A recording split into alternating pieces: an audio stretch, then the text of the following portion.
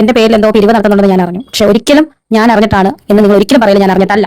കഴിഞ്ഞ ദിവസം ചെയ്ത പോലെ ആദരാഞ്ജലികൾ പോസ്റ്റൊക്കെ ഇടാതിരിക്കുക. കാരണം എന്നെ സ്നേഹിക്കുന്ന ഒരുപാട് പേരുണ്ട്. എന്റെ കുഞ്ഞു മോനുണ്ട്.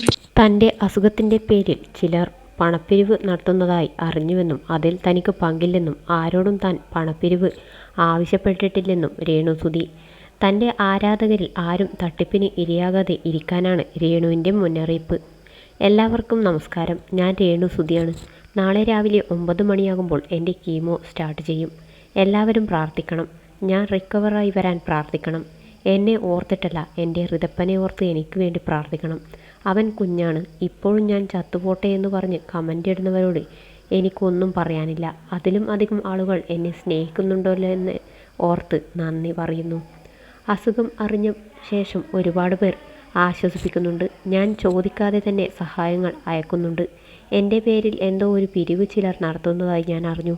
പക്ഷേ അതൊന്നും ഞാൻ അറിഞ്ഞിട്ടല്ല, എൻ്റെ സമ്മതത്തോടെയുമല്ല.